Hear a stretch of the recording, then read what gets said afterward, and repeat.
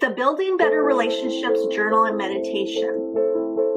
We created the Building Better Relationships Journal and Meditation so you can magnetize the better relationships you want and focus on the positive role that you have in creating a better life through your relationships.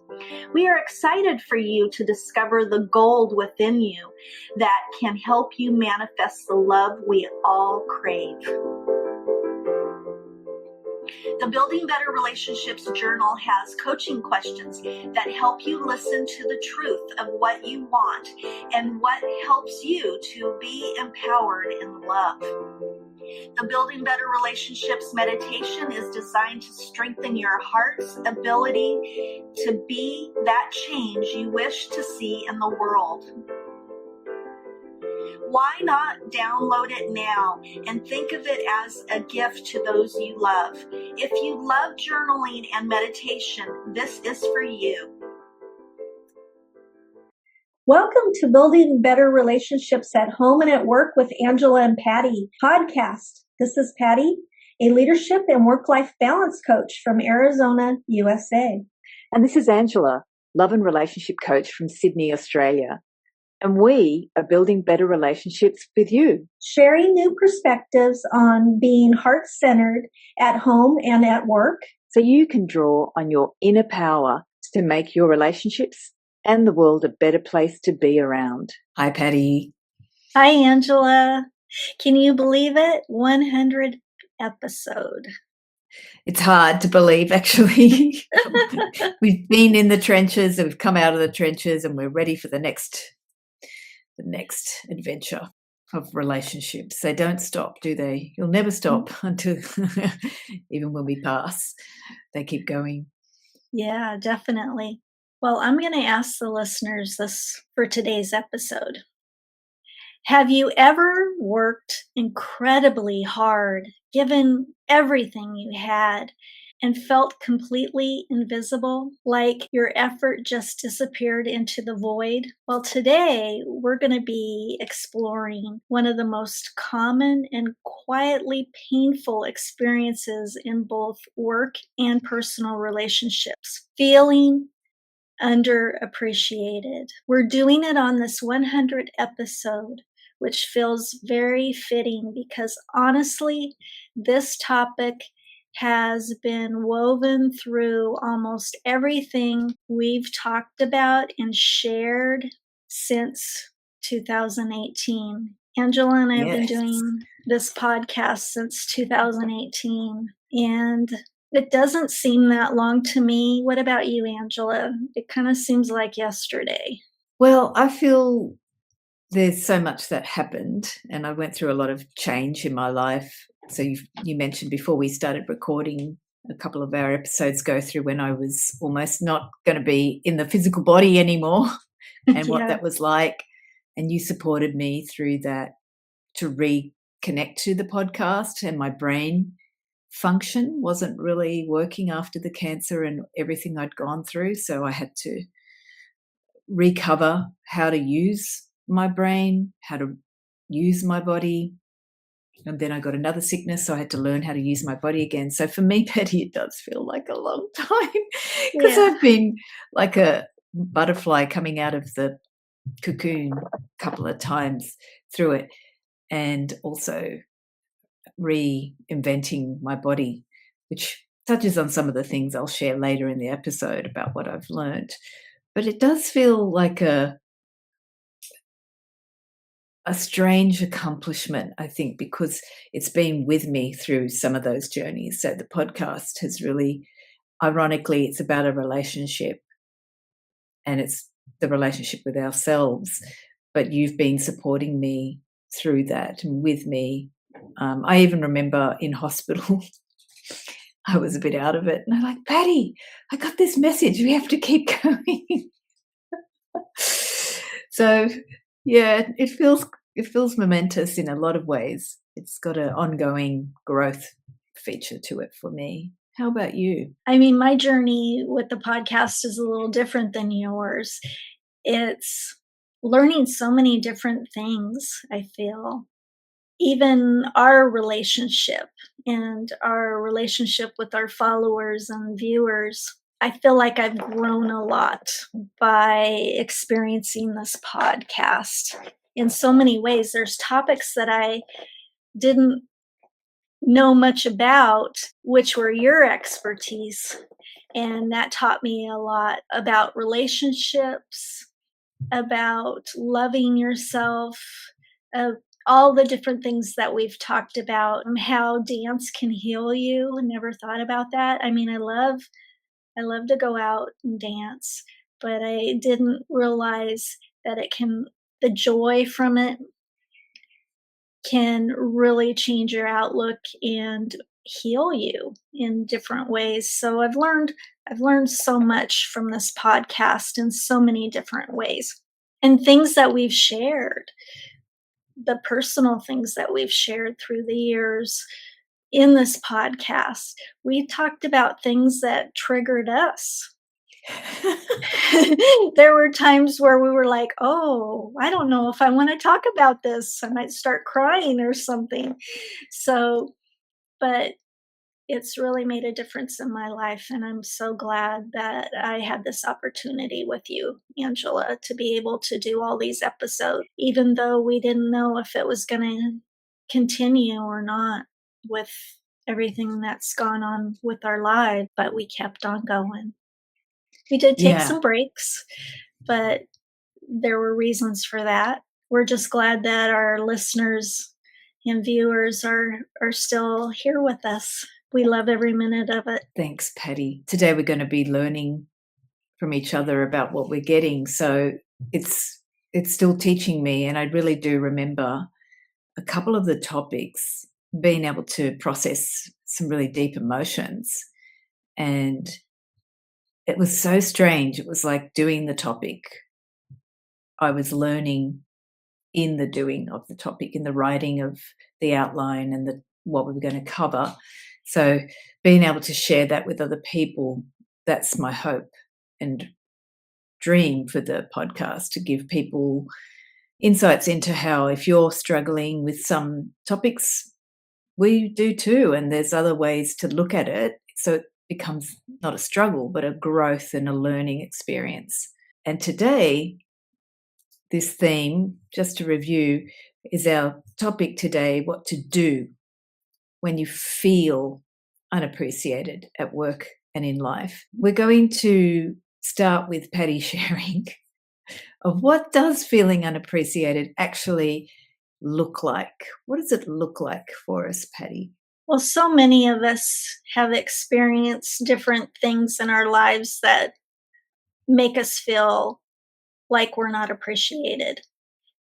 And, you know, you might be the type of person where you give and give and give, and then one day you just snap, or because you've given so much, there's nothing more to give, and you just can't do it anymore. And you get to that point where you walk away or you just explode. And those are things that happen in workplace and in personal relationships. I can give you some scenarios in the workplace. The employee who always says yes, this is the type of person that runs themselves down because they're always saying yes. They're the overachiever everyone relies on. They take on extra projects, they stay late, they fill in for coworkers and rarely say no. Yet, when a promotion is discussed, their efforts aren't even acknowledged and they get passed over by someone that doesn't give as much as they do. That can feel hurtful, and you're exhausted and you're resentful and you feel, why am I doing all of this? You don't even feel like, you're wondering, why doesn't anyone appreciate all that I do? You feel invisible. The hurt from getting passed over is tremendous. The lesson that you can learn from this is the overachiever realizes when they're seeking validation through overgiving, they learn that appreciation starts with valuing their own time and setting healthy boundaries. and being able to say no when they're feeling overloaded and sharing the work with others. Sometimes feeling unappreciative isn't because we're not valued, it's because we've forgotten to value ourselves first. That's the first scenario. How many of us have felt like this at work and at home? Another scenario is the manager who gives constant support. The manager spends days coaching the team, solving problems, and helping everyone succeed. When annual reviews come around, no one mentions the manager's contributions and how much they give of themselves to the job day in and day out. The manager may feel discouraged, overlooked, questioning whether his efforts make a difference in the workplace because he gives so much or she gives so much and nobody's saying thank you for helping or thank you for taking time out of your busy day to help me solve this situation. It's assumed that that's their job, but they have so many other things that they have to do behind the scenes as well.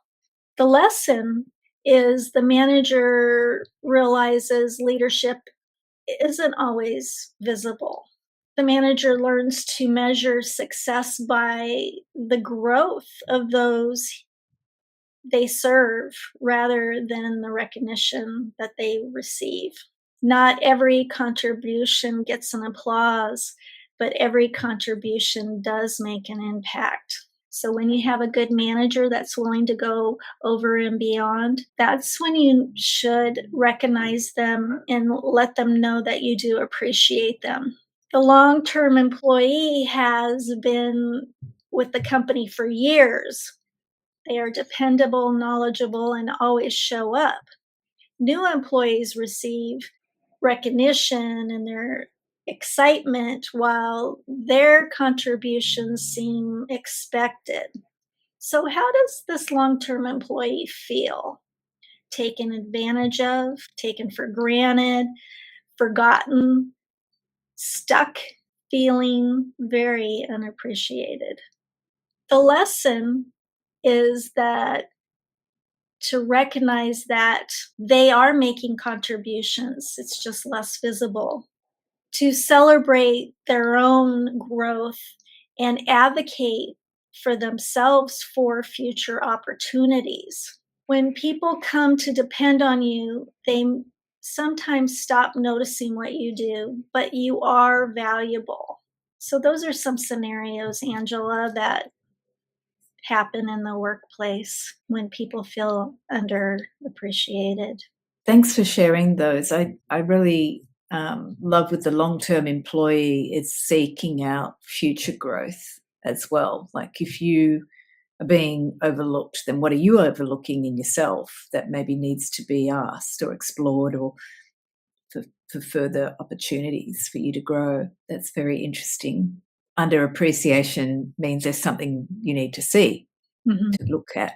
So let's now look at over the years what you've learned through our podcast. What's this thread that we're exploring today, Patti?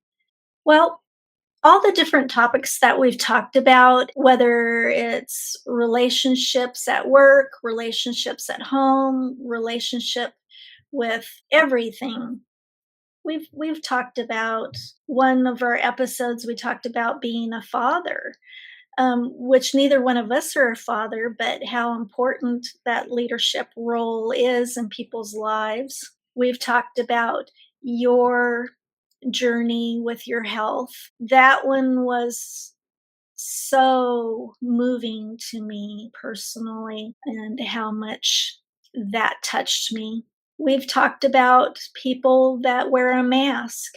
We've talked about challenges at work and at home and the different scenarios of what goes on in this world, social media, all of those different things, and how it affects our relationships, our phone. our phone affects our relationship. We've learned so much from all of the different topics that people have wanted us to talk about that they're experiencing in their day-to-day lives and need some inspiration to get through those relationships.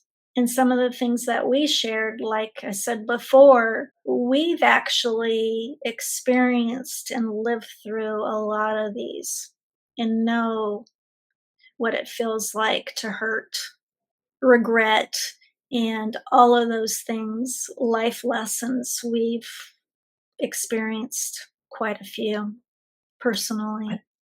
I remember it was really hard for me to imagine you as a workaholic. So I remember at some point, I don't remember what year, I remember, oh, she was a workaholic because now you do coaching for inspiration, and one of the things you lead with is work-life balance. Mhm. But I remember at one point going, "Oh, no, you were that person that you actually now help." That was a funny moment, and, you sent me also the affirmation cards about work-life balance, and they're very interesting because it's all about, our first topic, when to say yes and when to say no, and what I'll share with shortly, which is what I'm saying yes to now. And what else, Patty? Anything else that you want to share about what comes to you about this Well, topic as well? Or, sorry, yeah, anything. yeah. One of the things I've really enjoyed is when we have our listeners actually give us topics they want us to talk about, and those are special. We've done some different topics that you and I would have never thought of to do if it hadn't been from a listener. One year we had guests come on, and that was interesting and fun, talking to guests and the different relationships that they do for their work, what their businesses are and things. So it was very exciting to hear how people navigate through life with relationships in a different Mhm. perspective as well. Yeah. I'm just remembering how we created the questions for them, and it was about exploring through the lens of relationships how they relate to the world. And Mhm. the topic they were, remember we had Belle as well with dating in Yeah. a post social, new world of dating, and both of us don't date, so we Right, it it was was a topic that we wouldn't be able to really share because we don't neither one of us we've been in long-term relationships, so, we wouldn't know how to answer those questions, so that yeah, was before nice my that she relationship, I didn't really, I was terrible at dating, so I was like, "Don't ask me." I'm like the worst advice on that. I'm just, yeah, that was funny. I'll go into what I've learned if that's good with you, Patty. So, this topic here and how it weaves into what I learned was very interesting because our first topic was when to say yes and when to say no. And because of my health journey, which was a health crisis I almost didn't survive, I had to re-evaluate the way I value myself. So, and definitely the way I value my body. And the biggest thing now I'm still working through is what I say yes to with my body and what I say no to. But underneath the body is what actually how I value or what I value in life and in myself. And this comes to our topic today about what to do when you feel underappreciated or unappreciated in life or at work. And my question to myself and to those watching is, where do you actually get value in life? When I got sick, I was given an exercise which was, I call it the glass half empty or the glass half full exercise. And I was given it by a teacher of mine through a friend. And I was asked, are you looking at your life from gratitude and what you want to do with your life when you get better? Or are you looking at how pathetic your life is, glass half empty? And to be honest, at the time, I was looking at my life as glass half empty. So the exercise was I had to look at my life as if everything was a gift and give thanks for it. And then when I got better, what I would be happy about. And I certainly saw how I underappreciated and did not appreciate myself and didn't have value for myself. So shortly, I'm going to share a coaching tool called What is Your Value? My question, if you're looking at your work scenario and feeling underappreciated, my challenge to you would be is work carrying too much of that sense of your worth or how important you are, how valuable you are in the world? And to really look at a priority list of personal relationships and professional relationships. So I'll go straight into the coaching tool. It's called What is Your Value? And the tool is to make a list of all your personal relationships and then make a list of your professional relationships. And as you go through the relationships, next to the list of the personal relationships, you write, what value does this relationship give me? What value does it reflect in you, basically? Not what do you give, but what value do you see in the relationship? And then you do the same with your professional relationships. And sometimes when you start to write the value, what you'll start to see is there is an imbalance in the relationship. Like you feel like you might give more in the relationship than you're getting. But that's okay. For example, a parent, you're often going to give more because that's what parents do. Sometimes the imbalance might be out of balance with the child, though, when they're an adult. So you start to look at the relationships and see what's in balance and what's out of balance. And why does this relationship give you value? What the value you see that it gives to you? If you start to notice a pattern, this is where it gets really interesting, because sometimes we feel like we're not getting value in a certain professional relationship, but then it gets mirrored in our personal relationships. And sometimes it's more just the work relationship. So, for example, you might get a lot of value from your personal relationships. They reflect back to you how wonderful you are. You get a lot of reciprocity. But in your professional relationships, it's not balanced. You're like that long-term employee where people just take you for granted. And that's a big clue because there's something there in what you offer in our professional relationships are what we offer to the world. And there's something there that's not being recognized in how you express yourself or offer yourself to the world. So it may not be about you at all, but it's how you offer yourself. So, for example, that's why I resonated with the long-term employee, Patti, because that's a person who perhaps there's something that they're holding back at work for maybe many reasons. Maybe you just don't care anymore. Maybe you've got other priorities. But maybe you are hiding something or you're not ready to offer something because you think the workplace doesn't deserve it or they're not ready for it. But there might be a story there going on about how you offer yourself in the world or in your workplace. If the value that's not being reciprocated in the way that you would like, in a balanced way, or you're underappreciated in your personal relationships, that's more something about your inner world usually. And it's about how you see yourself and how lovable you feel. So I find the exercise very helpful to see where I'm getting value from. One thing I've also learned from you, Patti, is like from the workaholic perspective, if you're putting all your effort into work, is that really what you want in life? Is that where I get my meaning?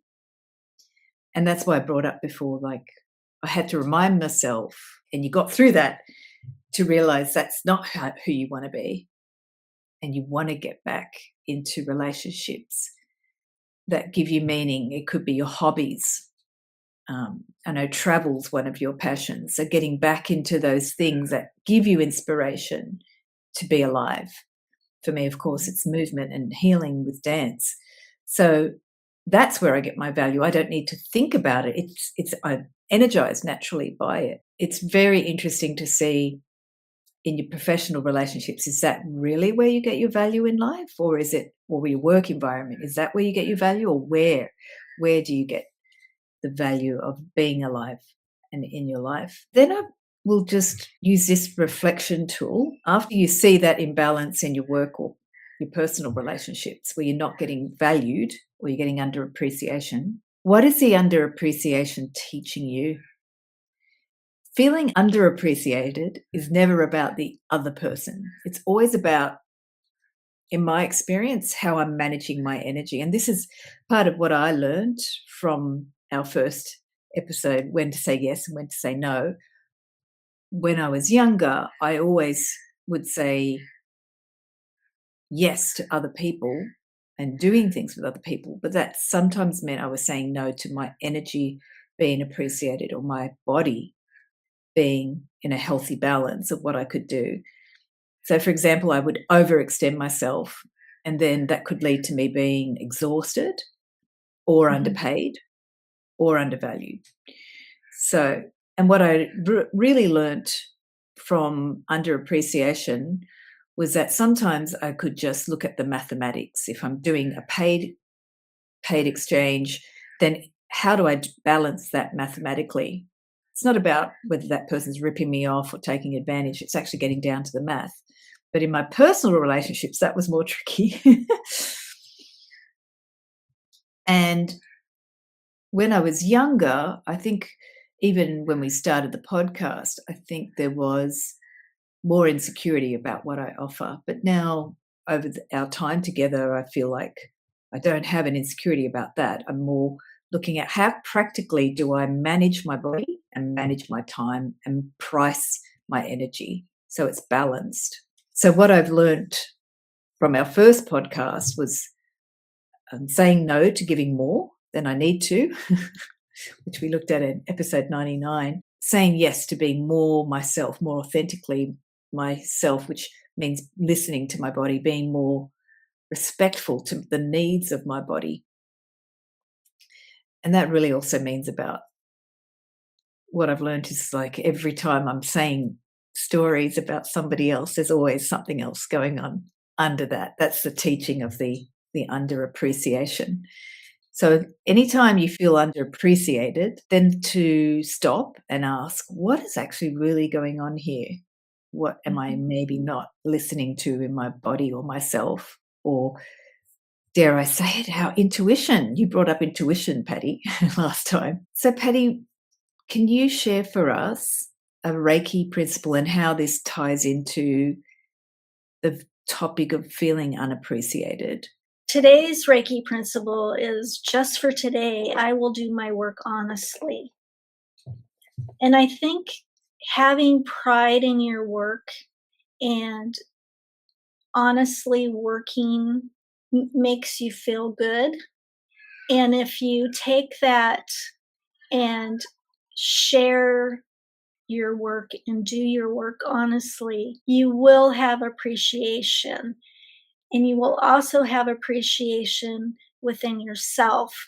So, doing work honestly, you can appreciate yourself whether or not anybody shows appreciation to you because you know that you did your work honestly and that you gave honestly to your work. You know, a lot of people, they don't do their work honestly, and they're the ones that have to look at themselves every day. And if you're doing your work honestly, you know that you don't need outside appreciation because you are doing your work honestly. You and I are both Taurus sun signs, Yes, right? So I yes. wonder if you can share from a Taurian perspective, because I think this thing about honest work, what's the joy maybe in doing honest work? Because I think there's many pieces to doing to this Reiki principle. I definitely relate to the appreciation of not having others doing it, but I think sometimes for me that sensory experience of being very sensory based, I live through my senses. Doing work rewards me physically, But Mhm. I think for other star signs, they might not have the same appreciation. And I'm just wondering if you can express it from your perspective. Have you ever worked with somebody that is not honest, that is you wouldn't want to trust them with anything, or and they just slide through work and you just wonder how do you feel about them? Do you feel appreciative to them? No, you don't. And do you want to be thought of like that? I wouldn't want to be thought of like that. So I think doing your work honestly will get you the appreciation that you want in life. But you're right, not everybody has the same values that you and I have, Angela. There's a lot of people that don't have that kind of values. That's something that they probably get appreciation in their own ways for how they come across. They may be charismatic and people love them because of that personality and look past the other parts that aren't something to be appreciated. Mm. I don't know if I answered your question, but that's the way I Yeah, look at yeah. You gave it. me a new perspective. You gave me a different perspective, like how other people might see it differently and how appreciation of doing work honestly can garner appreciation from others as well. I can see and feel that because it's something that inspires people. But I think sometimes being Taurian, we just think it's just pleasurable to do menial tasks. And I get a sensory pleasure from some of them. Um, and I just like doing things. I'm a doer physically, so but I've been doing too much, so it's ruined my body in some ways. So I've had to pull back. Right. But doing work honestly is also. I know some people more in the other star signs that they need to finish things. They're finishers. So that's another part of doing work honestly, like making sure you complete things.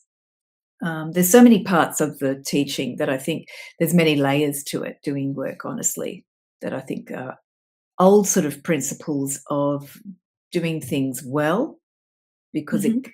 doing things well garners goodness back to you, which is throughout a lot of the principles of Reiki, doing things from the higher principles. And within that, having appreciation for life when it's done with good, auspicious behaviors. You appreciate life itself. So now let's go to today's affirmation, and maybe you can share the story behind that too. So today's affirmation, I trust what I do matters, even when it is not acknowledged by others. Kind of goes to like the Reiki principle, I will do my work honestly, as well as I know within me that I deserve to be valued and appreciated, even if others don't show that appreciation to me. Oh. I remember one time I had a boss that would not say anything encouraging to you, to me. And one day he goes, "Well, I appreciate you, right?" And I was like shocked because nothing ever nothing ever came out encouraging from him.